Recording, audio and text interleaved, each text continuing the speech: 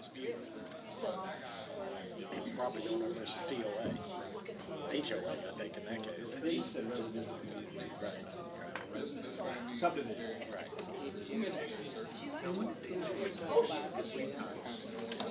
Okay, ladies and gentlemen, I have your attention before I call it to order.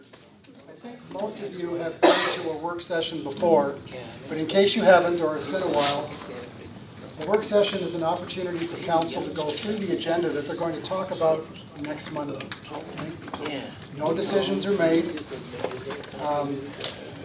You folks don't have an opportunity to speak, but you do next Monday for 3 minutes if you so desire. You can always mingle with us afterwards, unless it's too warm and you want to beetle home and get into the other air-conditioned place. But that's what's going to happen tonight, okay? So we're going to start, we're going to go through the agenda, and then we go to the discussion items, and that's when we'll start talking about your favorite topic, which is STRs, okay? Fair enough. Oh, you give me the time. 1 minute. Okay.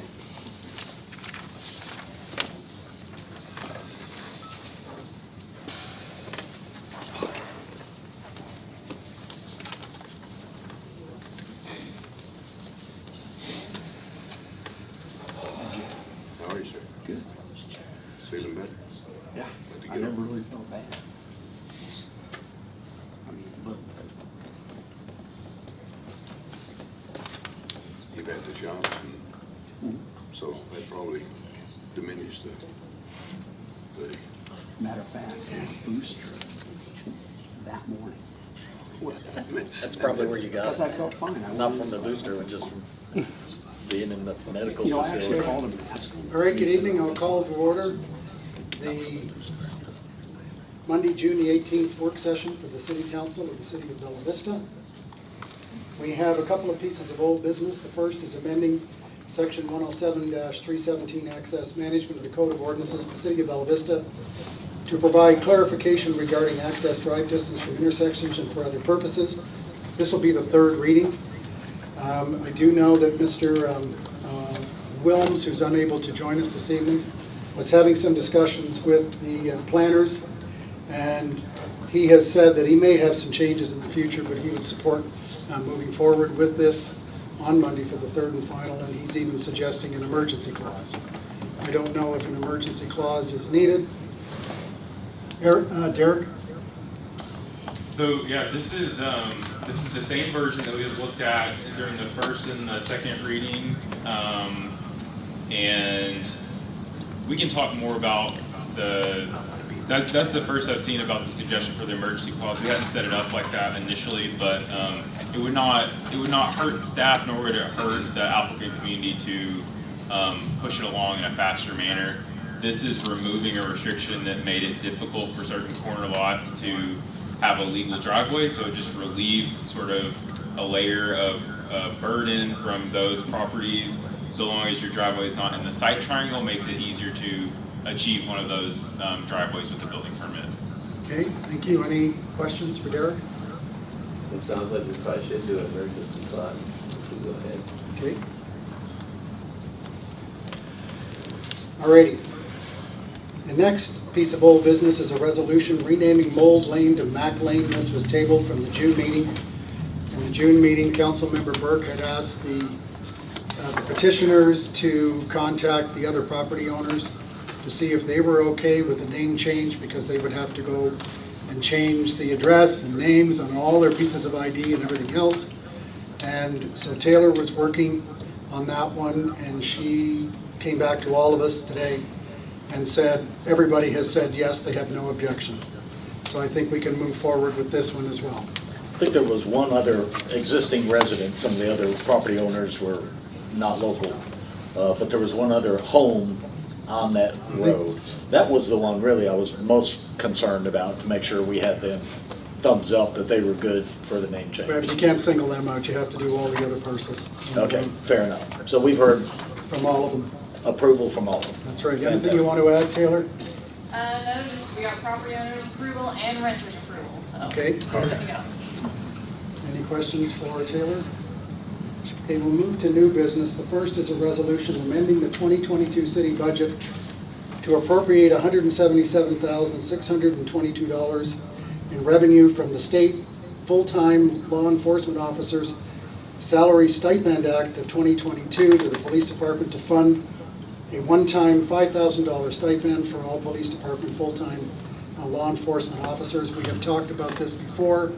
You've seen it in the newspaper that some of the other cities are doing exactly what we're doing here. We don't have the money yet. We expect it in by the end of July. So we're setting ourselves up now to approve and accept it so that we don't hold them up for another month and wait until the August meeting so they've got the money. Anything you'd like to add at all? Well, just the key words, $5,000 to each law enforcement officer.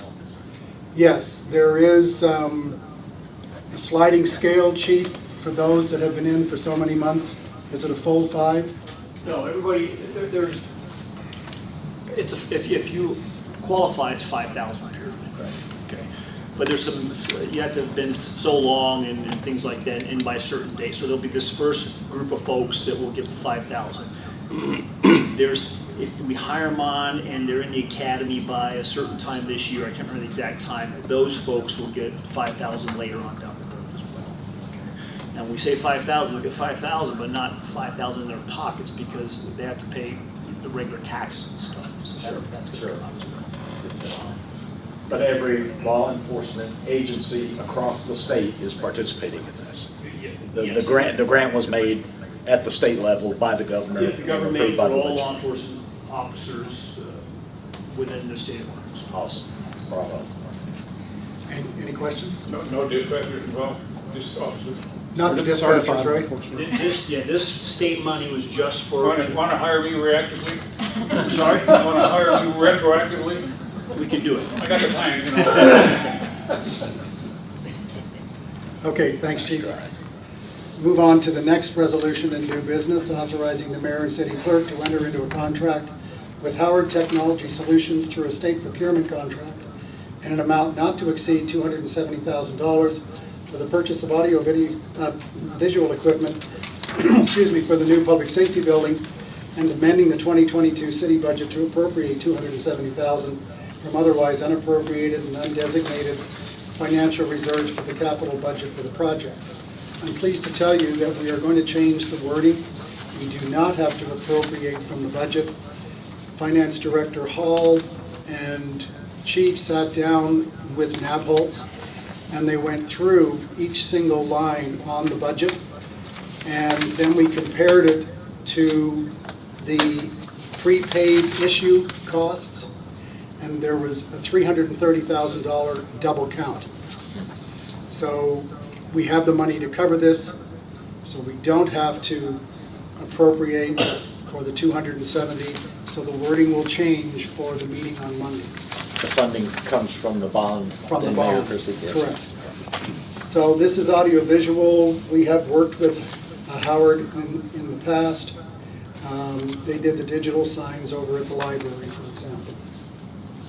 So we found a 330 double count. This is 270. Is there 60,000 that could also be applied to Yes. the next?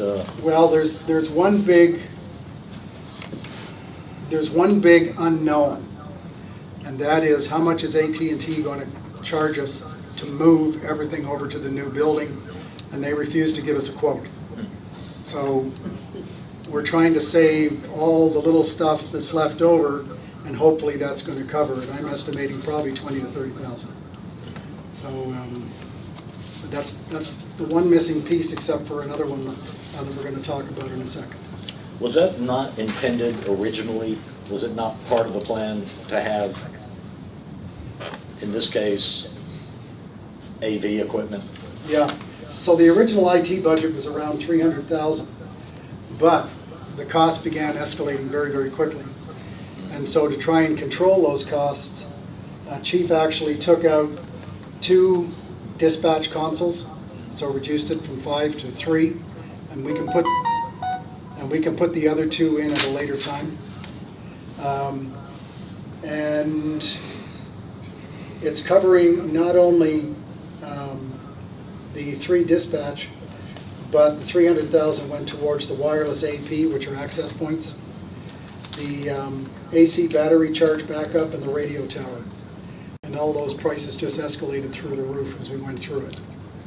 So we still had the audiovisual side, and we still have the security, and we're going to talk about that on item number F. Okay? And I'll turn my phone down. Are there any questions at all for Chief? Okay. Everything on track over there, Chief Graves? As far as we can tell, as far as they're telling me, yes. As far as they're telling me, we're still on track to finish in December. Fantastic. But it's kind of like hanging, hammering, nailing jello to a wall. Yes, sir. No, everything's looking good. Okay, item E on the agenda is a resolution authorizing the mayor and city clerk to enter into contract with Blue Guys IT through a state procurement contract in the total amount of $106,443 for the purchase of total security solution to enhance city cybersecurity efforts. If you remember, when we were talking about the purchase or the expenditure of the A&P money, one of the items that came up was $300,000 for. You mean ARPA? You mean I'm sorry, the ARPA money, yes. Or say, you don't get any of our money. No. Was generous For of you guys. cybersecurity. The cybersecurity has been on our mind now for about 7 years. And for those of you that are wondering just how well we're doing, every year we hire a company to come in and try and hack the network. You can hire professional hackers, and they've never been able to do it. But that doesn't mean you just say, okay, well, we're all right. You have to stay on top of it all the time. And John, do you want to give an overall thumbnail sketch of this product? Sure, yeah. Well, since the money was appropriated a few months ago, I've been looking at some of the leading solutions and, going through demonstrations of them, sometimes getting some sample products, and Total is the most comprehensive package that I've found. Like they've literally thought of everything. So it includes like antivirus, website blocking, blocking inappropriate sites. It can even inspect encrypted traffic. You can not only put it on your individual device, but you can connect your site to it. So everything that goes out to your internet connection goes to Total next, and they'll run it through about 15 antivirus filters and provide you some security that way as well. So it's a really, really impressive product. And the good news is that it does overlap a little bit with some existing products. So next year I'll be able to offset a little bit of the cost by letting some existing things go and replacing them with Total. And this complements the AI on the front end that you've got now? Yeah, it does. It's a really impressive product. And Blue Guys, local reseller, they're an AML vetted vendor. Jeff Melton down at the AML recommends them. You say local as in Arkansas? Yeah, they're based out of Mountain Home, Arkansas. Yeah. Did you use them when you were at Baxter? No. Because that's where you were at Baxter. Yeah. Yeah, okay. So is this a one-time cost or every year? This is for 18 months. This amount is so. Okay. I think it comes out to a little more than $60,000 a year. Yeah. I'd say this was a huge conversation at the Arkansas Municipal League that about basically all the council attended, and they spent, gosh, I don't know, a whole entire segment just talking about this specifically, and just how serious it is and how sophisticated the hackers have become. And actually, there are vendors, I'm going to call them vendors, that actually sell applications to break into the cities or individuals' accounts. They sell applications to do that, believe it or not. Yeah. It's really wild. When I heard that, I didn't think I was really believing what I was hearing, but that is essentially the case. So it's a big business actually. Not just for hackers to do, but for people to sell software and the ability to hack into systems.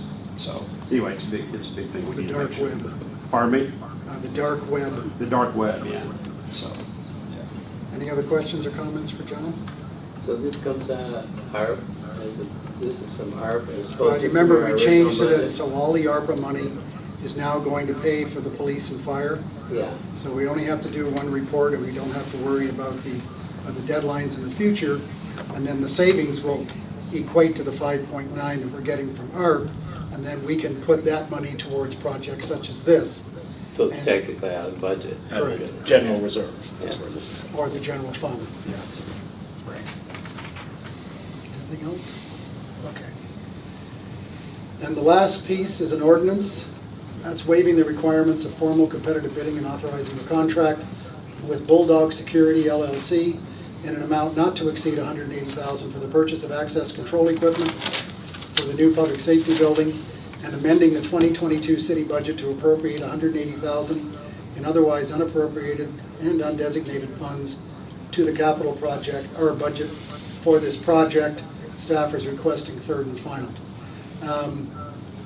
This is the one piece that we couldn't cover with the bond. There wasn't enough left.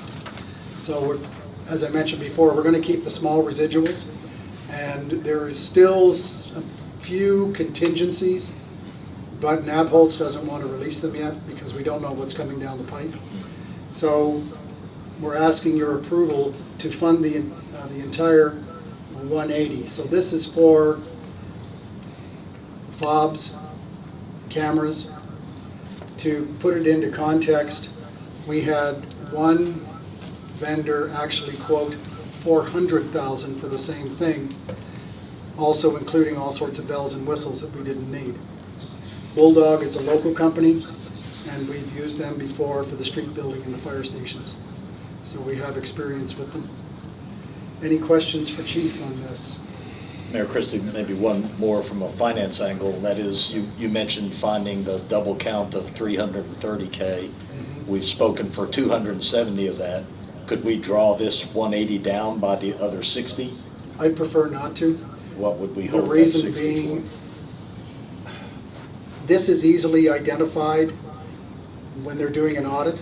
There's 180, there's a charge for 180.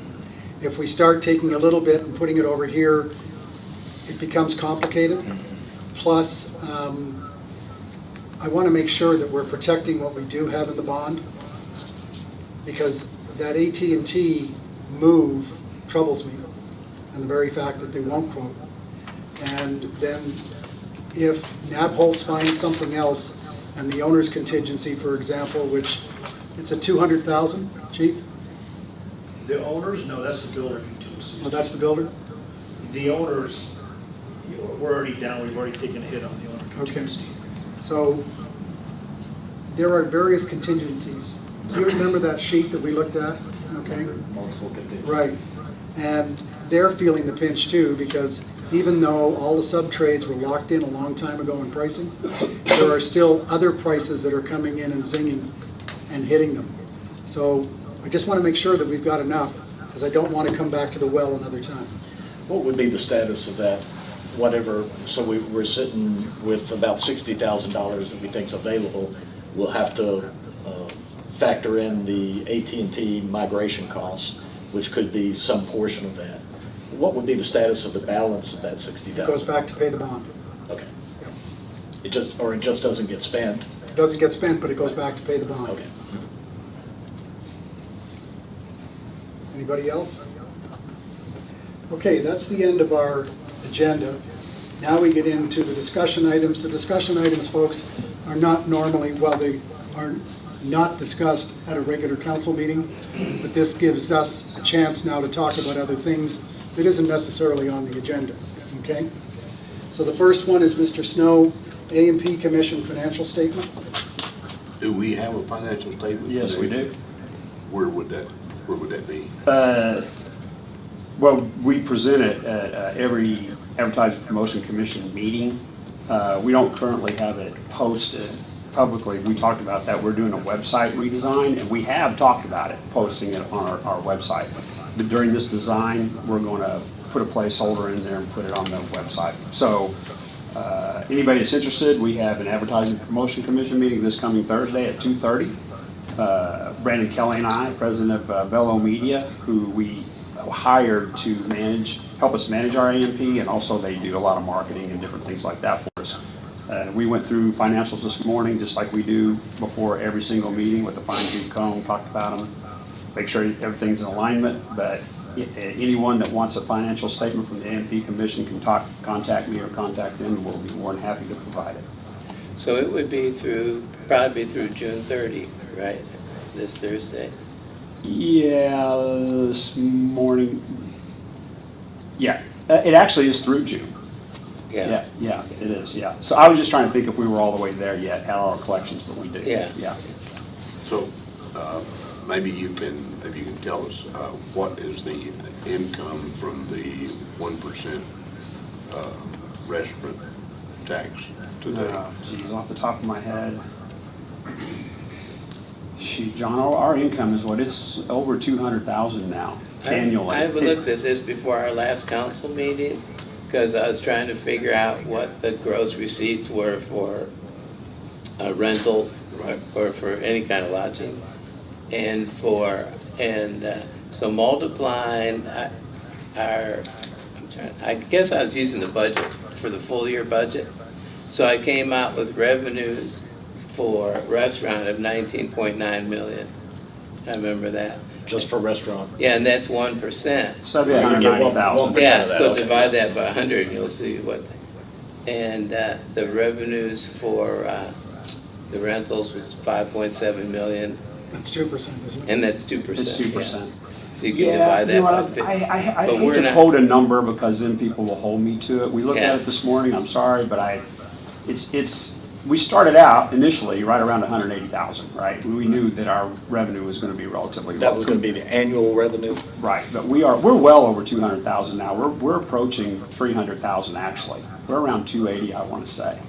For If you combine for year to hotel date? and, no, it will be. It will be. Okay, That's our that's projection. projected Yeah. for them. Yeah, Right, the fully. numbers I quoted was the 2022 budget. Yeah, Okay. and we're tracking along very And I figured our nicely. budget would be pretty Uh, close.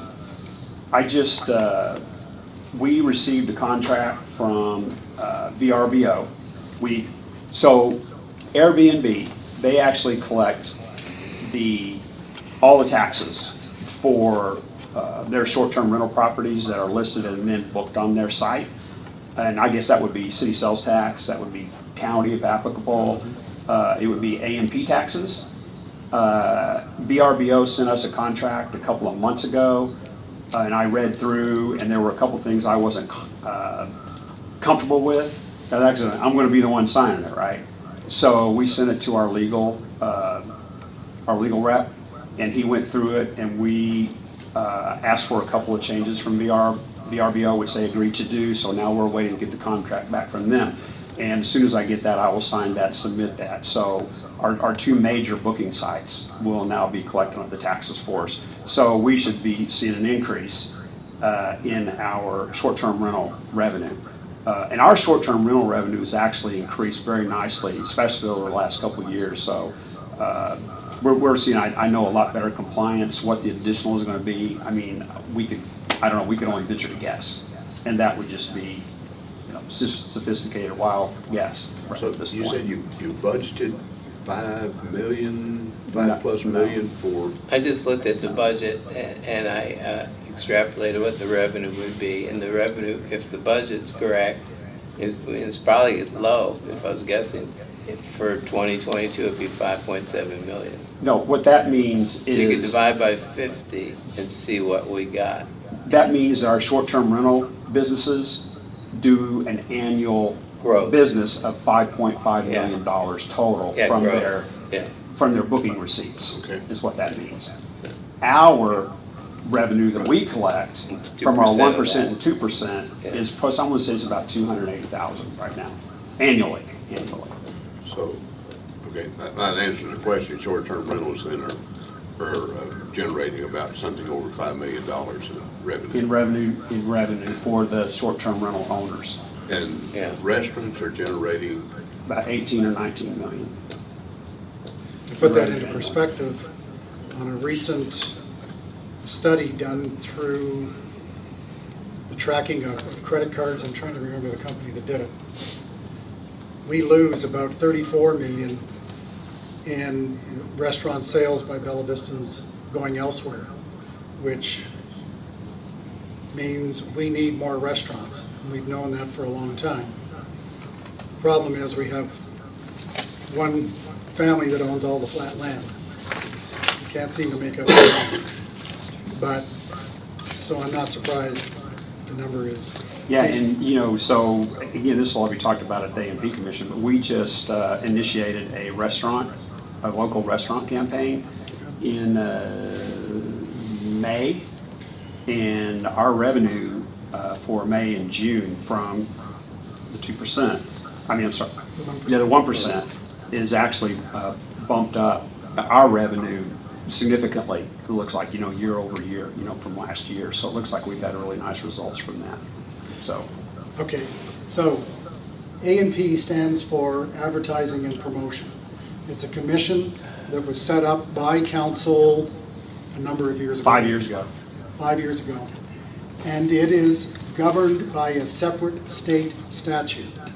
So the city sets it up. The city appoints people to it, including 2 members of council. So Mr. Fowler is currently the chair, and Mr. Flynn also sits on there, and then we have local businesses on there as well. The city, from an O&M, does absolutely nothing. They have their own lawyers, and they have their own accountants, they have their own marketing consultants. Auditing firm. Auditing firm, the works, okay? And that's done clearly through the statute. They cannot use any of the money to fix a street, for example. That doesn't work. It's for tourism. It's for tourism.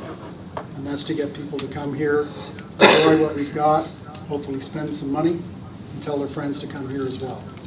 Okay? And your next meeting is? Thursday at 2:30 at the POA boardroom. Okay, the Country Club boardroom. And these are open to anybody who wants to go. Okay? And you're posting those on your A&P, it's called Discover Bella Vista? Discover Bella Vista. You talk about the financial statements? No, just the posting of your meetings. Wayne, well, yeah, and Wayne also, he announces the meetings to the press and the public for us. Okay, She usually sends them to me and then I forward them. Right. good. So they're always posted that we're having one. Okay, good. So the way it works, it's a 1% tax on prepared food, not the food that you buy at Allen's. It has to be prepared. And it's 2% on accommodation. Short-term rentals, anything under 30 days. Right. So you may have heard it referred to by other cities as a hamburger tax. And that's what they're talking about, as a tax for the A&P Commission. Okay? Hey, Christie, while we're on it, and this is good discussion, you mentioned 2 of the larger listing services for short-term rentals that we have contracts, agreements with them, that they remit the A&P tax directly to the A&P Commission. Right. Is that all the tax remittance for the A&P Commission? It's the duty and responsibility of the A&P Commission to collect. Right. How about all those other, their smaller listing services? Are we having to track them down to? Well, we don't track down the listing services. I mean, you know, right now it's kind of on a, what would you call it? Honor system. Yeah, honor system. That's it. That's what I was looking for. For the short-term rental owners to actually submit themselves. So now, if the listing service doesn't do it, the operator of the they are short-term rental. responsible for it. That is correct. Yeah. Okay. I think, you know, most of the short-term rentals that we have in Bella Vista, they book through one of the 2 or both. Yeah. I don't think, I could go through and look, but there are hardly any that don't book through one of the 2 or both. We've got that tracked through We this just company. started getting information from a company called Granicus. Right. That has the ability through, I'm going to call it facial recognition software, to track these short-term rentals, their addresses, the owners. They actually give us the parcel number, so we can look up the information on that property in the Benton County Tax Assessor's Office, you know. Be interesting for people to know also that it was recently, I don't know if I should say discovered, but we actually can go in and pull a septic permit, the initial issuances of those. They are actually scanned and put into the system too. So, You say facial recognition kind of as a Well, metaphor. I do. Yeah, okay, yeah, yeah. not per se. Yep.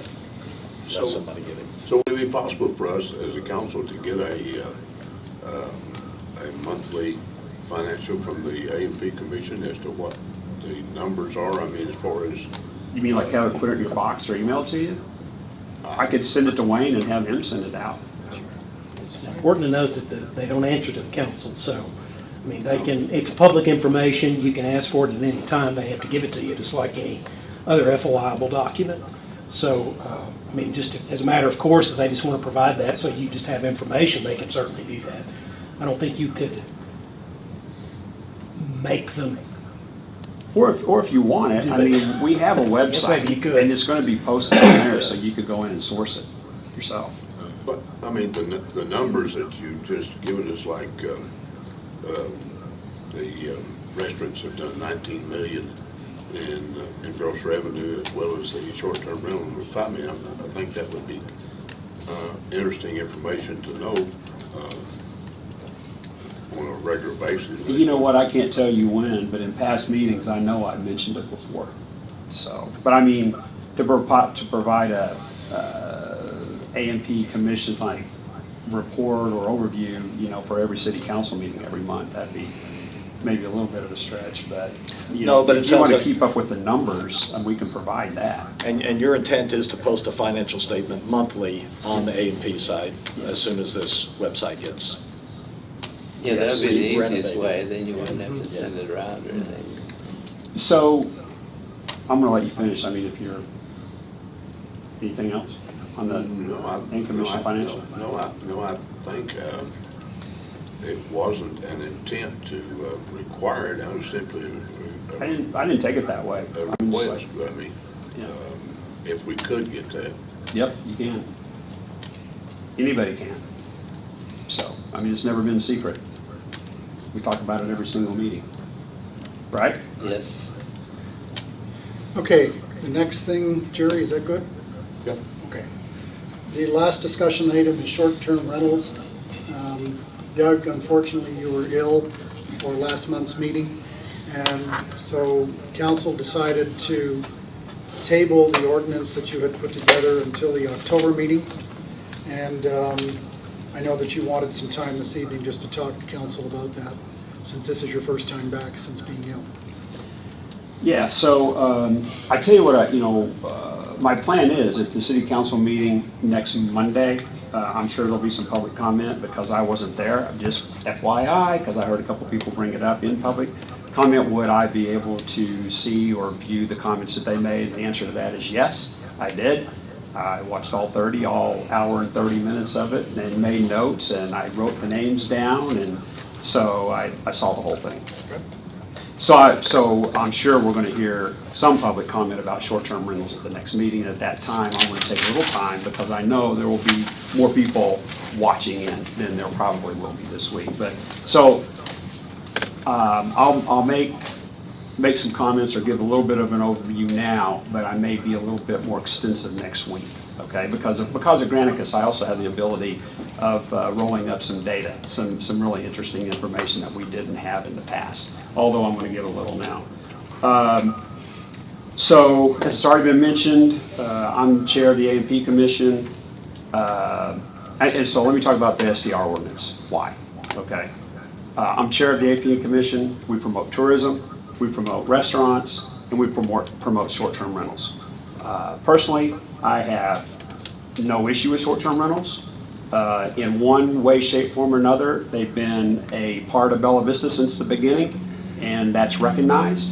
But what started happening is, and I tell you, I don't know if it happened exactly with the transition, but we had, I'm going to call it short-term rental management companies in existence in Bella Vista for a period of time. Of course, the major one was Vacation Rentals. And then there were also a couple of other ones as well. And I had a conversation with Vacation Rentals, I think he's the president, Dan Lombard, about this, just getting a little bit of history. And historically, if there were any complaints at a short-term rental property, the neighbors knew who to call. And they would call Vacation Rentals, and Vacation Rentals, they were on it. And they were addressing it because they didn't want any issues with the residents of Bella Vista. Not saying there still weren't some, but they were Johnny on the spot. I think, and I'll just, give me just a second and I'll go back to where I kind of wanted to start, is whenever Vacation Rentals decided to exit that business, some of that oversight, that immediate oversight, was probably lost. And then the advent of the online booking companies, VRBO, Airbnb, and then there are some other ones as well, but those are the two major ones. There is really not that local hands-on oversight immediately. I'm not making a blanket comment about short-term rental owners and saying they don't manage their properties. I know a lot of them do, and I would give them credit. It's hard to separate out the ones that do versus the ones that might be a little lax in the oversight of their properties, okay? So what happened was I started getting phone calls. I started getting emails with complaints, not just about behavior, noise, parking, trash, also occupancy. And oh my gosh, this STR, I mean, there's like 15 people there this weekend, and I know that house only has, believe it or not, a lot of our residents of Bella Vista, they're very aware that we're on septic, right? What's that gonna do to the septic? I live right next door to it, So I got emails, I got phone calls. I even was approached at church by 2 different people that wanted to talk about it, okay? So it just kind of, the drum beat started. And then having conversations within the CDS department, with Doug or Taylor or Derek or Megan, I found out that they were getting phone calls. Their frequency was increasing. And I'm like, man, this could be a problem for us. And we really need to address this, or it has a possibility of blowing up on us, right? And so whenever my intent of writing an ordinance was not to eliminate STRs, reduce the number, nothing like that. It was really an attempt to try to get ahead of this and hopefully help protect that business model that exists in Bella Vista, because I think it's needed here, right? But with some of the things that we're hearing, again, this drum beat, and it's just getting louder and louder and louder. Somebody said today, we were talking about it, and some of the emails from the STR owners, well, what's kind of driving this, and why do we need to do this, and why so much concern? And all I say, our concern has grown in a direct proportion to the number of complaints we're getting. More complaints, more concern. So that is where this all began, okay? And I approached CDS, and we started researching, looking at other ordinances, reading through them, trying to get a grasp upon how other cities are approaching it, because this isn't just a Bella Vista problem. It isn't just a Rogers or Fayetteville. This is going on all across the country. I mean, you can source short-term rental ordinances, and you will come up with a bucket full of them, more, a barrel full of them. They're being written everywhere, so this is not unusual. And directionally, they are rather similar. They may put different numbers on occupancy, or they may count them differently. They may address, I'm going to call it the nuisance ordinance differently, how short-term rental owners may be made responsible, et cetera. I mean, there's just a myriad of different ways, but the core of every short-term rental ordinance is essentially alike, okay? Obviously, currently in Bella Vista, we have no short-term rental ordinance. We have a bed and breakfast ordinance, because at one time, I think it was all, I don't know why they recognized bed and breakfast and separated that. We have that. We also have a home occupation ordinance, but if you read it, it really isn't applicable to a short-term rental situation. A home occupation ordinance really addresses kind of more of a retail environment, if you will. So it's kind of like apples and oranges. So we decided to approach this. We got ourselves organized. Taylor, I believe today, we were talking, I think our first meeting was like July of last year, right? And then, and Doug is shaking his head, and then we had subsequent meetings as we continued to research and to talk. We also had a public meeting. We had public input option at the Planning Commission meeting whenever we first introduced the zoning ordinance. Actually, nobody showed up. At the public meeting, we had a little over 100 people show up. How many comments did we get back in written form? Total around 120, give or take. About 120. Just to let you know, obviously, I've already mentioned to you because people, I heard some of the comments that, well, needs to be researched more, talked about. You guys don't appear to really know what you're doing. We need to engage stakeholders. We need to have roundtables. Well, we've done all of that, right? And also, in addition to the couple things I just mentioned, the numerous emails, a lot of them very detailed, the phone calls, my notes, public comment at the city council session. I mean, we have received a lot of comment, not to me, well, just to kind of backtrack a little bit, I don't even know how many STR ordinances I've read. My head's about to explode. I've read so many of them. So we received ample feedback, right, as far as like trying to craft a short-term rental ordinance. Here's something that we did. We decided to separate out our zoning ordinance from the short-term rental ordinance.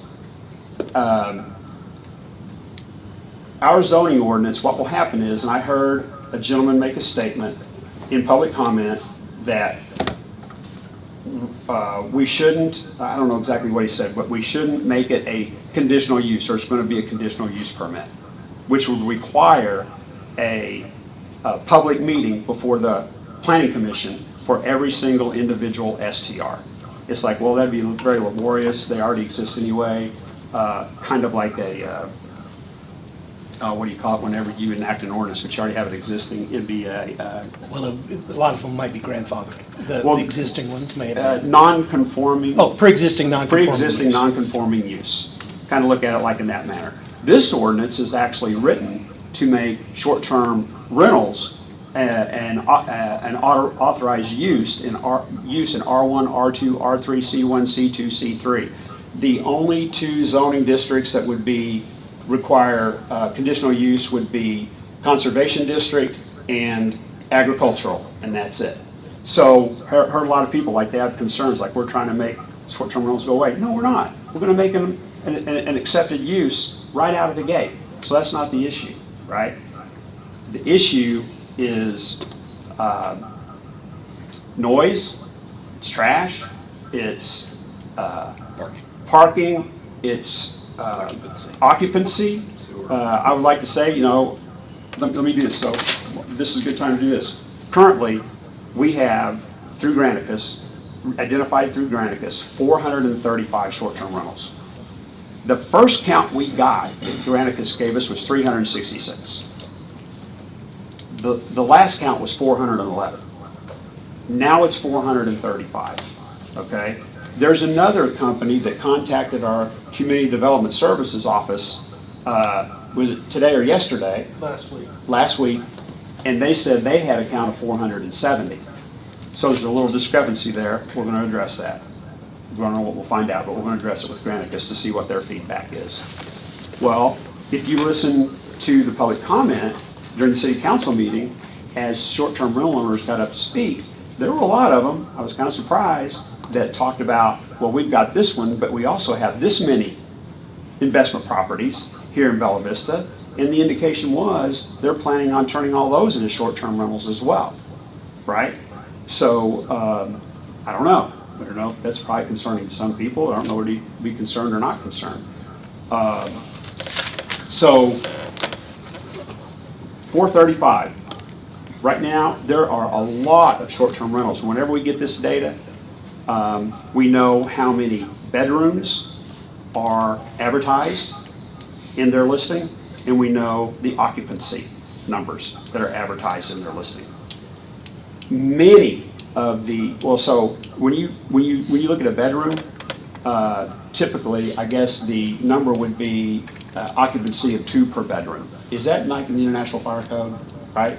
So a lot of the short-term rentals that are listed, they have 2 bedrooms, they have a 4 occupancy. They have 1 bedroom, they have 2 occupancy. They have 3 bedrooms, they have 6 occupancy, right? Well, just for numbers, there are 176 of the 435 short-term rentals that have greater than 6 occupancy. There are 96 that have greater than 8 occupancy. There are 62 that have greater than 10 occupancy, and there are 33 that have greater than 12 occupancy. Now, I want you to know that 33 would also be in the 176 for greater than 6. I'm not individually counting those, okay? So we have a lot of residential homes with large occupancy, right, on residential streets. And, you know, I myself, I look at that and go, you know what, I mean, like, we're not Kanakuk here. You know, these are residential streets, residential neighborhoods, and a lot of the short-term rental properties are not causing us issues, but there are a lot that are. So that's why we think, you know, the necessity for the short-term rental. Now, another part of this. Well, we don't have, with the police department, a breakdown of where the complaints are. Now, you look in their stats for last year, and it's a category, it's not individual. I asked the chiefs today to research the last year or 2, maybe 3 if he wants to go back that far, and he'll have to go back pretty much one-on-one to see just how many complaints that you're speaking about, the noise in the cars and everything else, see how many there have been over the last couple of years, and that will be forthcoming. Okay. Well, I got those numbers today From where? from Shelley. Okay. And she's from May through July, May the 1st through July the 1st, there were 18 parking complaints and 31 noise complaints. Okay. But that's only for a 2-month period. 2 months. Yeah, he's going to dig way back. Now, here's the thing. A lot of these people are not going to call the police. They're just going to be, disturbed and they're going to be mad, okay? But they're not going to call the police. They just won't. So part of this short-term rental ordinance is to put the management of the property on the short-term rental owner, okay? Make the short-term rental owner responsible for their own property. And the first line of who do I complain to, the first phone call should go to the short-term rental owner, okay? And part of this as well is, as you know, I mean, you read the ordinance, going to require that a manager or owner live within a certain distance of the property. That is not unusual. That is written into many short-term rental ordinances. And, you know, I have examples where, again, the first complaint goes to the owner by the next door neighbor. The city should not be in the business of being the hotel front desk, you know, complaint department. That isn't what our police force is for, right? I understand we have ordinances, that's all well and good, but they're not here to go manage short-term rentals. Not only that, the next door neighbors are almost put in a mode of being the short-term rental manager. They're the ones having to put up with it, and now they've got to call people, right? So that's the direction we're going with this. So how do you distinguish between the neighbor next door that's having a party or having a party, a bridal shower, or whatever the many functions that a neighbor next door to a neighbor would be? That's a whole, you know where the short-term rentals are. I mean, the people that live in a neighborhood, they know what's next door to them. They do, but again, if we're putting some restrictions on the short-term rental owners, but yet those same restrictions are not applying to any other resident, to a long-term rental, a house that's being rented for 365 days for 12 months. which those same situations could occur there, but we're not applying those restrictions to that long-term rental. So, what's the term put on the occupants of the short-term rentals, the hot springs? Transients. That, the difference is, okay, so I want to speak for just a second to the last gentleman that got up and spoke during the public comment from Bend, Oregon. I thought he did almost the most appropriate job of speaking to this and what it means to our community, okay?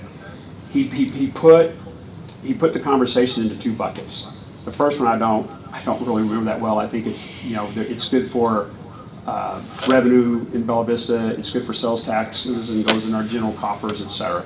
The other part of that is community, in the sense of community, okay? And he said, he started out and said, you know what, you better address this and you better address it now. He actually owns short-term rental property down in Bentonville. It's like the Pine Lodge on Rainbow Curve there. Before you go to the airport, he bought that property, he's renovated it, he has 10 rooms. He lives in Bella Vista. Used to be a hotel.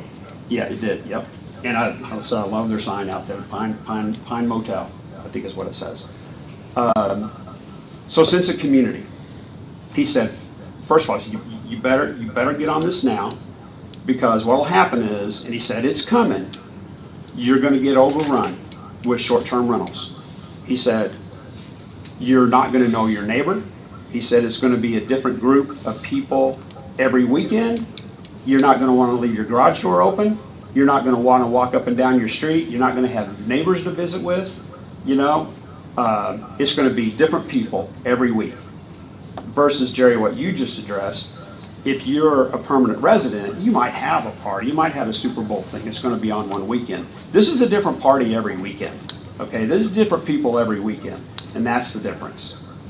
A lot of these short-term rentals, there are no issues. I was at the park at Reardon Hall Saturday. Friday. I had my 40-year-old granddaughter down there playing on the swing set. And there was one lady there, and she had her daughter there. We just got to talking about different things. She says, hey, I'm on city council, and we're talking about these different things. And I brought up short-term rentals. And she says, oh, yeah, short-term rentals. My husband's about to explode. We live on Lake Ann. She goes, you know, we have, I don't know, 2, 3 over there, and we really haven't ever had a problem with them. You know, most of them, the owners live on the property or they stay there, and, you know, no issue. But now, one just began recently.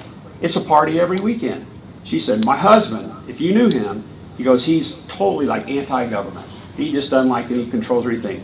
But he sits over there every like weekend, or when these people come in, he said, they need to do something about this. You know, needs to be fixed because it's just a party all the time. You know, I mean, that was just a random meeting. But we're hearing more of it all the time. So we need to manage it. And then there's another part to this that we're going to address as well, and that is this whole septic conversation. You know, I hear all this thing, and 750-gallon tank and 1,000-gallon tank, and water usage, and it's supposed to take this much, but I only use this much.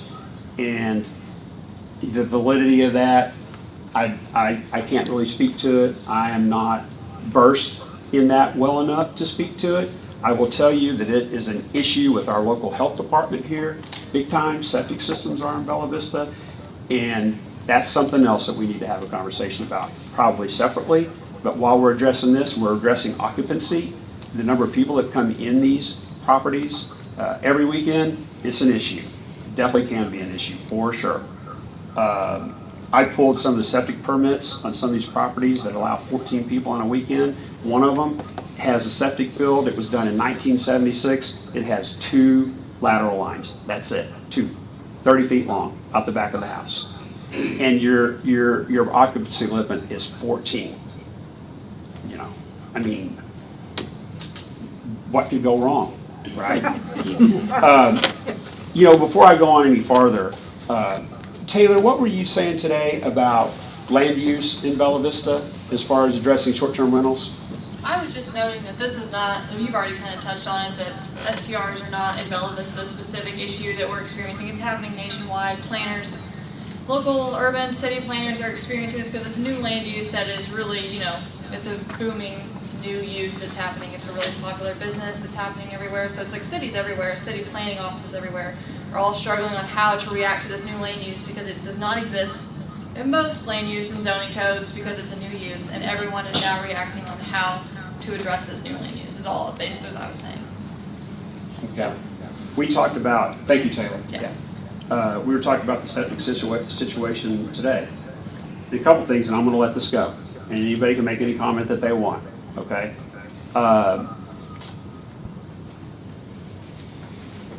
In August, not now, not during July, as I listened to comment, I said, okay, I see a couple of things that we can do, a couple of adjustments, amendments that we can make. I will be introducing a new ordinance in August. You know what? You guys can vote, you can do whatever you want. If you want to table it, you can table it, that's fine. This conversation needs to happen now, period. We can't kick the can down the road, okay? And because at the first of the year, what happens? You wait till October for a first reading again, then you're talking November and December, maybe December. We're going to have people going out. We're going to have new people coming in. I think that the residents of the city need to know where city council members are on this conversation. You know, it's important to you because I guarantee it's important to the residents here. Okay, so that's one track that we could take. But before I say the other track, this is from Richard Murphy at Arkansas Department of Health that talks to septic systems, and I'm not going to read it to you. Maybe we can post on the city website. I don't know if that's important or not. But he expresses his concerns. He has also agreed to come to our work session August the 22nd before we have our city council meeting on the 29th to address septic systems, okay, and their point of view in Bella Vista. And I'll tell you, the concerns are deep-seated. And it isn't something that short-term rental owners just need to know about or be educated on. It's something that Bella Vista residents as a whole need to be educated on. And I believe there may be another separate ordinance that's going to be introduced that I am in support of that will deal with septic systems and inspections and transfer sale of a home from a seller to a renter required inspection, et cetera. So that buyer is going to know exactly what they're getting. If there's an issue, they can negotiate who fixes it, who pays for it, et cetera. But that's something else I know is going to be talked about in the not too distant future. Now, the second thing that we could do, the city council, going to have a first reading in August would be my intention. We have plenty of time through 2 other readings. Anything, any amendments, any adjustments anybody wants to make, you can do that, have your conversations. If you want to have additional meetings and have stakeholders and knock yourself out, I'm overloaded with all those conversations.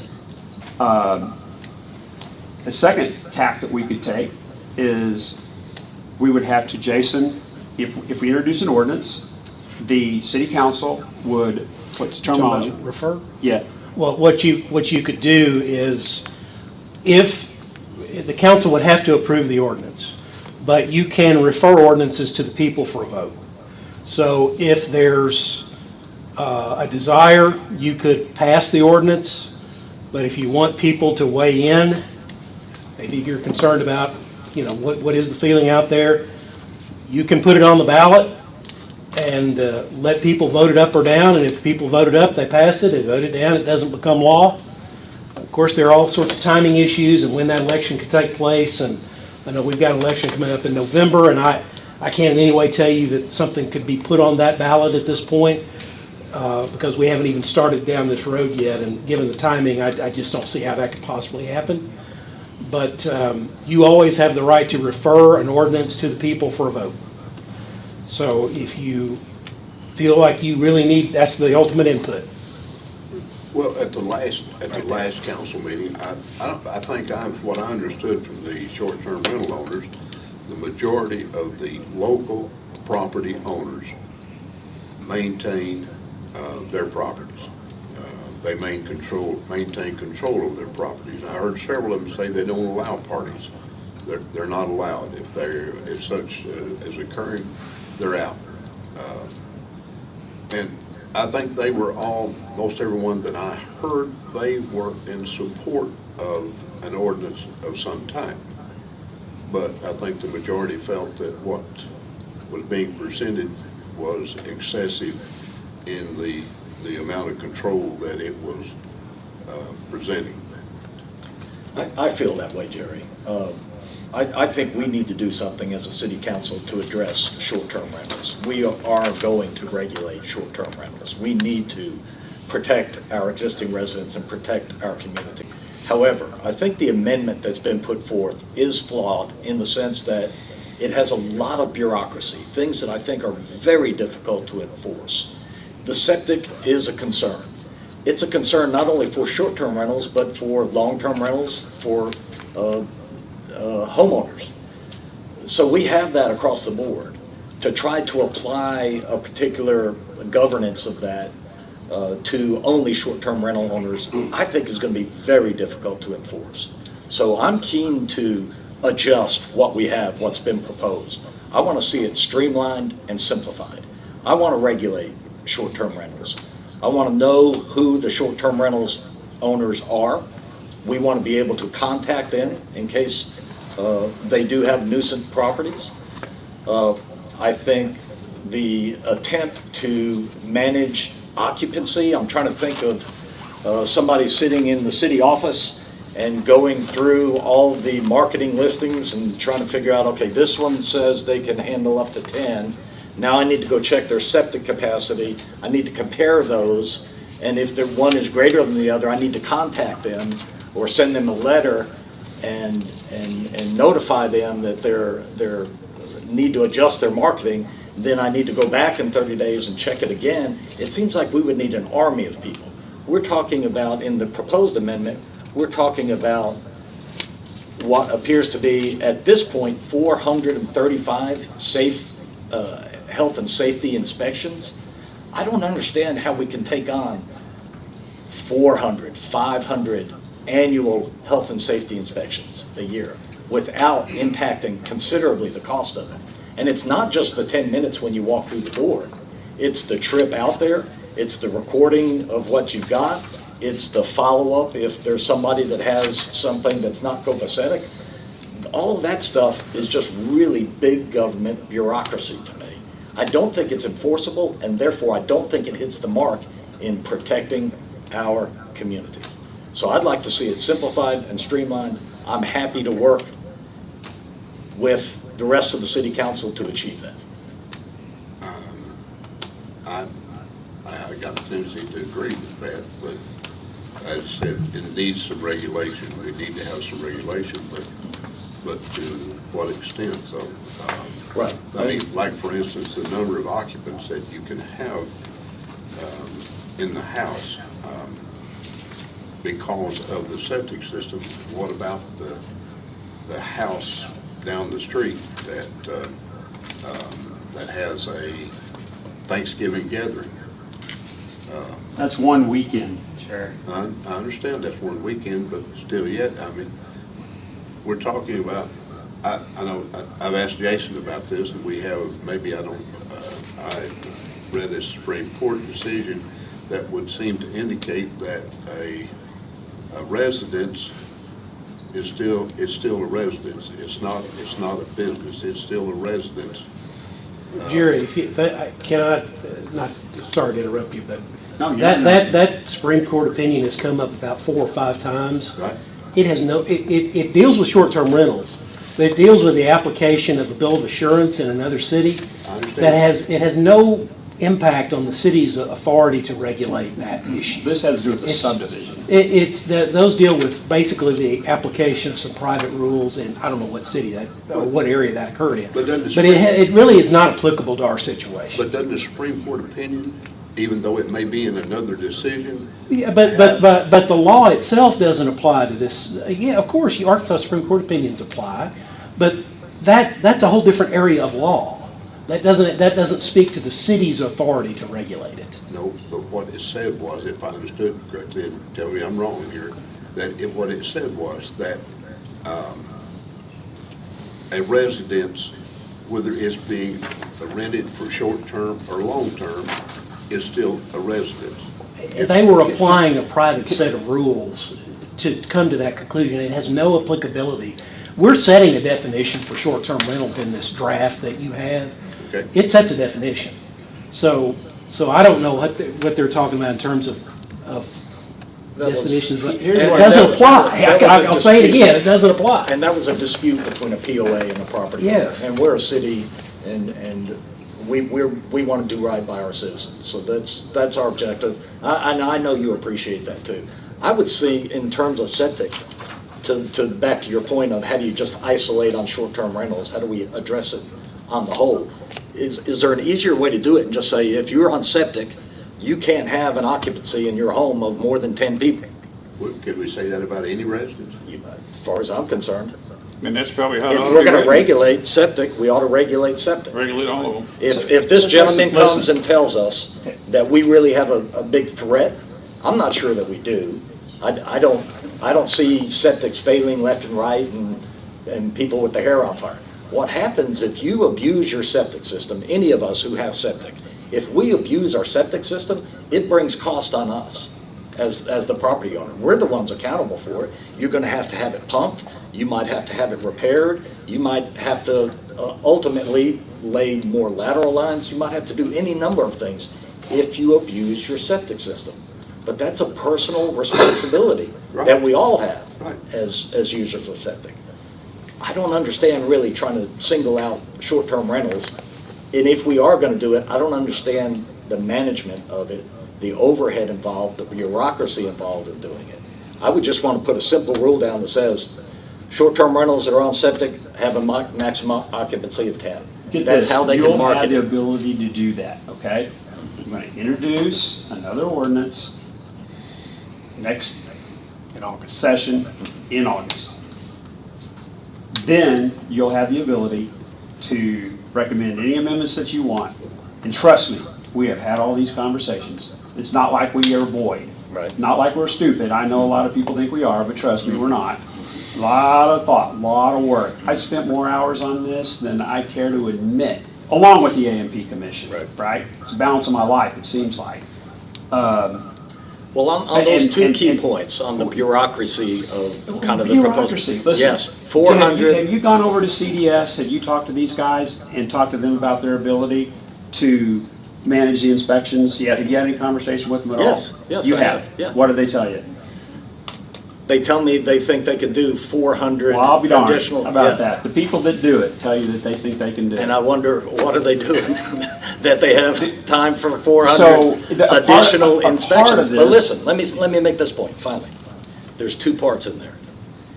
If you want to kind of read the room and figure out what the city council is willing to support, you might entertain doing those things up front. There could be competing proposed ordinances, one that's streamlined and simplified, one that's got all these other aspects to it. But this administration, Can have multiple different ones on the agenda at the How do same you know time. other people in the city council won't support it? I'm going by the comments that were made in Hey, you response know to what? public input Here's last what we're gonna time. do. We're gonna put it on the table, and we're gonna let the city council members take a position. Okay, That's fair what we're enough. gonna do. That- And and we're I'll gonna put do it one on with too. these city council members that are sitting here right now today Right. to take a position. Fair enough, and I Right. put one up too, and I think being streamlined and simplified and not being I don't even know what you heavy-handed. mean. It's Not- not, it's I've- not. I've tried to Dude, explain you haven't it. read, you haven't read any other short-term I rental certainly ordinances have. from across the country. I certainly have. Because we're certainly streamlined, and we're certainly not heavy-handed. I'll show you compared to any other streamlined cities. and All simplified. right, let's see it. It'll be easy. Doug, you might, in that meeting we had earlier today, Taylor, you had a comment, I'm not intervening in the debate at all, but you were talking, as it relates to the sewer, you were talking about the categorization of the sewer issues, and especially how the state is having to create unique categories for what's going on in Bella Vista with sewer. Could you Yeah. explain that? Because I Yeah, didn't fully understand it myself. In the letter that the ADH sent us, they had a recent increase of unexplained failures, which means they have no idea, like something new is happening, and like they cannot diagnose what is causing septic systems to fail, and they had to basically or essentially make a new category called unexplained failures. And that's in that letter that I provided and I can share with everyone else. But I did just want to make another note back when you guys were talking about occupancy. I know it's past now, but and just the conversation of why it's specific to SDRs. So the U.S. Census, the average household size for our permanent residents in Bella Vista is about 2.5. So your permanent residents are not going to have the issue of, you know, where STRs are around 8 to 14, that issue that's sitting there when most of our septic systems perk for 6 people or 6 bedrooms. So anything over 6, that's what's catching the problematic eye. But just the fact that the STR specifically versus our permanent residents in the R1 district, an average household size of 2.5 people, that's where that is more specific towards STRs. The occupancy is much more greater with the STRs typically. Of all the things that are in there, though, Doug, the one thing it doesn't do is cap the number of short-term rentals. We in talked Bella about Vista. that today too. Do we cap it? Okay. We It's talked not, about it it's today. not in there today. All this other bureaucracy doesn't protect us from having a street full of short-term rentals. That is correct. It does not. Eureka Springs has actually put a cap on it. Well, they put They're more than cap, discussing they it. said, and plus, they can only go backwards, they can't go forwards. They will only have as many short-term rentals as they have today Right. in the future, at most. And if any house transitions to a regular residence, then it will never be able to be allowed to be a short-term rental. I actually like, you know, the ordinance written by Hot Springs. I think they did a really nice job. So what does that, how does that stand with property rights, Jason? Which property right exactly? What? Telling someone that they can't rent their house. Well, you have the right to regulate short-term rentals, you have the right to permit them, and you have a right to cap the number of permits, assuming that you have a rational basis for doing so. So if you determine that based on the size, geography, health considerations, whatever it is, we're only going to have 500 of these. And that's it. There's going to be a total of 500 permits. And that's all we're ever going to issue. That's something the city could do. And once we got to that number, then someone would have to wait for one to drop off before they could sign on. So you have the authority to do that. The authority, I want to speak to a couple of things because I heard it today and it kind of shocked me. And I want to, you know, I'm here to make sure that you all have facts, and then it's up to y'all to decide what to do. One fact I heard was that if you take the total number of people that each of these bedrooms could house over the entire city of Bella Vista, you're at over 3,000 people, which is 10% of the population of this city, in short-term rentals. Number two, as it relates to that sewer issue, if we're talking about areas where sanitary sewer cannot be expanded, and we know we have this private system, they have limitations, they have capacity issues, and we're growing in all sorts of places where new septic tanks are going in. We know those septic tanks, an engineer will tell you, have a limited lifespan. And these lots, which could no longer be platted as they are in Bella Vista because the state requires much larger lots now. With the lots the size that they are, with enough time,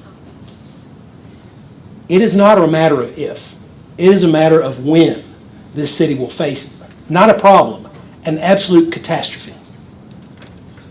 Describe it. Failing septic systems everywhere, no place to expand systems, saturated ground, and no sanitary sewer system to hook to, unless you spend millions of dollars to expand the And it system. hits the lakes. And it starts getting in the lakes, and ADEQ gets involved, and you have fecal coliform blooms in the lakes, and you have sewer on top of the ground.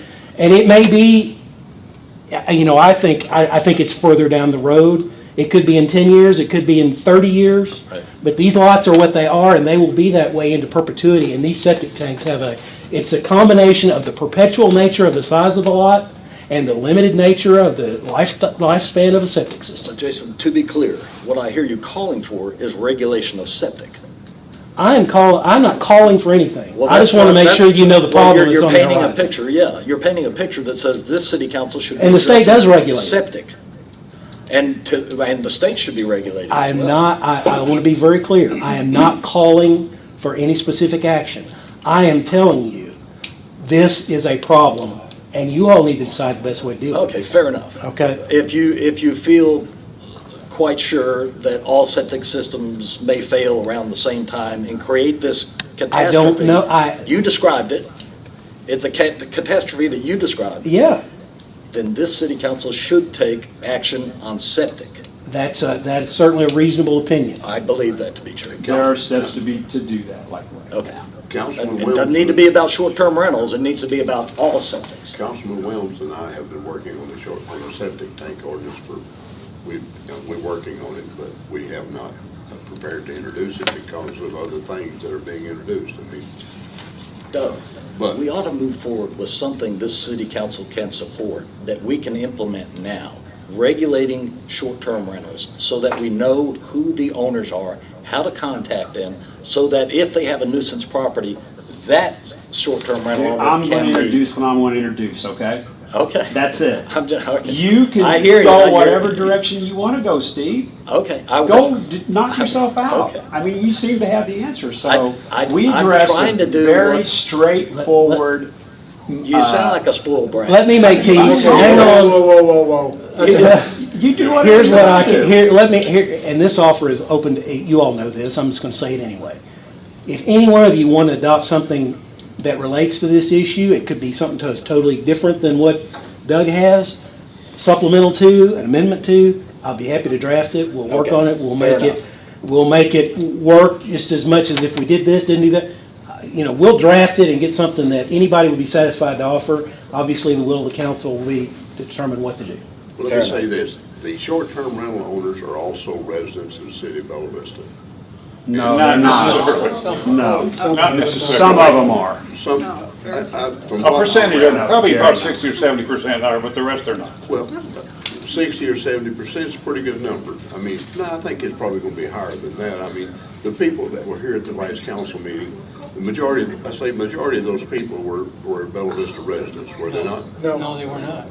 The majority were not? No, I would say it was probably split, half and half. It was 50-50 at There best. were It was people from all 50-50. over Jerry, not many of them. Not all of them were here. And, you know, we haven't talked about the other problem with septic. If you put it in right, you maintain it right, it'll last forever.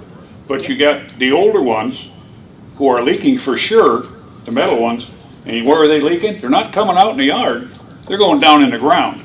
It least resistance, and then it goes to the lakes wherever else it's going. That's even a bigger problem than the tank going bad or your field's going bad, because you can't tell when those suckers go bad. But prior to 1985, all the septic systems were steel tanks. And even some after that. And, well, it was through 1985, they all switched to concrete, but I don't know about after that steel. There's but- plastic ones in there too. Plastic, but anyway, we know that probably those are failing, that we're gonna have to do something. I'd say almost all the metal ones are failing. But still yet, a large percentage of the short-term rental owners are Bella Vista residents, or they're at least residents in the area. They may live in Bentonville or may live in Rogers, but I don't think the majority of them live out of state, although we do have a lot of out-of-state owners. But in regards to the septic systems, we have so many people, new people moving in here that have never dealt with a septic system. They have no idea what they have, what they're buying, or what they are, or how to maintain it, or how to deal with it. As well as the neighbor next door, that train has already left the station also. I mean, the new people moving in, your next door neighbor, you have no idea maybe who they are now, but still yet, agreed, something needs to be done regarding the short-term rentals, but again, I think it needs to be less, maybe less restrictive than what the point that was presented. Now, that's just opinion. Less restrictive. I don't even know what that means, but not, like I said, and I sincerely, I don't appreciate your comment, okay, at all. I have spent these other four people, Megan's know not how here hard tonight, you've worked. hours. I know. We have sliced and diced and talked and discussed. Much respect. And, All no, in you good don't faith. have. All in good But- faith. It's your behavior tonight that I have a My problem with. behavior. Okay, Yeah. guys, that's enough. Okay, that's enough. Probably ought to We end gotta this stay before it focused gets on, worse. the issue, do not focus on the people. Okay? Now, we kicked this around for about an hour. Does anybody have any fresh perspective that we have not discussed? If not, then let's wait and see what Doug is going to bring to the table for August. And and we'll also have the gentleman from ADH out here. And I know I have at least 4 questions for him. That'll be useful. Yes, it will, and I thank Doug for getting that lined up. Okay, but before we start jumping over the moon, let's see what the new one is going to look like, and then tackle it as a group, working together. Okay? And I'm sure that you folks also have some thoughts, so you can speak to the council. You can call any of us at any time, send us emails, talk to us tonight, once we're finished. But let's keep focused on the issue, please, and let's leave personalities out of it. Okay, does anybody else have anything else to add on this that's a fresh perspective that we haven't discussed? I have a couple comments. I don't know if it's a fresh perspective or not. All right. Well, this is an aside. The suggestion that our attorney made, which isn't necessarily a bad one, about having a vote, seems to me that would have to be in May. Because if you have a special meeting, you're not going to have enough people. If you have a special election, you won't have enough people show up to be worth it. Well, You're there are never going to actual make time- November. There are time constraints Yeah. set by the state. Yeah, you'd never be able to hit November. It would have, No. and even a November's- primary doesn't always get a spectacular turnout, but that's just an aside from what I was going to say. Well, Doug already knows, if he watched the tape, that I thought it should be $50 and last for 3 years instead of 400, and the 3 years would take a bit of a burden off the inspections. You're still going to have a burden up front because there's so many. I was a little concerned just thinking about this. There's kind of some side people sitting out here that have nothing to do with this or any of the problems, like Cooper's stuff on Kingsland or the Greens. I mean, nobody has a problem with that. It is what it is. It's been there a long time. Well, Cooper hasn't been there that long. Well, they're on sewer too. Yeah, and I'd hate to put a bunch of new burdens on people who are sitting there, where everything's fine. That's not what the issue is, basically. I was going to call for researching the septic issue more. It sounds like that's going to be done one way or the other. That should be done for the whole city, no matter what. I was wondering about the number of people, if you should really go by bedrooms or square footage. I had at least one homeowner contact me, and their place is 3,500 square feet and has 2 bedrooms. Sometimes, so they're booking a lot more than 4 people, obviously. That's just something to think about. And I was really wondering, because when we're thinking about this and some of the consumers that have talked to me, I'm thinking in my head, somebody living on Lake Windsor, on Loch Lomond, and having 19 people in the house next to them and saying, gee, that seems like too many. So what if you have a short-term rental and it's in a commercial area? I'm not sure the same number needs to apply. See what I mean? You don't have this house next to you. I don't know if there's a way to write that or make that, but a commercial zone is different than a residential zone. The people I'm getting complaints from are people in the condo areas where there happen to be a lot of them. Not even all the condo people or townhome people, but some of them. And people in some of the lakes who have paid a premium for their house, and now they think, hey, I got a wild party house next to me and I might get one on the other side. That's no good. And those are all understandable. And then I'm getting plenty of pushback, of course, from the owners on the other side. But a surprising thing is, more than 50% of the people in Bella Vista are completely apathetic. I ask them, what do you think about the short-term rental problem? And they say, what short-term rental problem? They don't even know what you're talking about. Yep, they don't have one next door. Yeah, so there's a lot of people feel very strongly, and there's a lot of people just blissfully ignorant, I guess you'd say. And so, but it's still, that doesn't mean it's not an issue we need to deal with, because a lot of people feel strongly. So, that's all I had. Okay. Roz, do you have anything? Oh, I'll wait till we see the next set of fireworks, we'll go from there, because it's gonna change. Okay. Anything I say today probably won't be relevant, and I've got, I'm a little bit leaning this way, and some of the things are over there, and the $50 is about right. But, no, I'll wait till we see it again, because we're gonna beat it up. And, you know, he's talking about he wants to get it done before this council is gone. Well, that would be swell, but that may not happen. Depends how bad we beat it up. Because even after we talk about it and Jason reiterates it, we still may not like it. You know, and if we waited till Jerry said October, you've still got October meeting, November meeting, and you can pass it in December. So pushing it up 30 days like you want to talk about September or even August, you know, we can wait. Because you still have this council voting on it in December. As well as a budget. We haven't even started that. Well, but that, you know, you've done a good job on that, and we do pretty good. It doesn't take a whole lot unless somebody gets off the wall, which comes off a stool. But the budget will be fine, it'll still work out. And there's always what they call a special meeting. Which we will have. We've had those before. Okay. Just that if we have a special meeting over this, there better be a food truck outside. Okay, anybody else have anything to add? Are there any other topics that you want to talk about this evening that were not on the agenda? You know, I brought up a topic that was not on the agenda, and that was the possibility of a zero tolerance policy. I don't even know if it's even a feasible idea or not. Zero tolerance on what? On noise and parking. You're talking about it's mandatory for the police to cite? No, I don't know that we can, that's what I'm asking. I don't know if I don't think you can do that. if a zero tolerance policy is even feasible or not.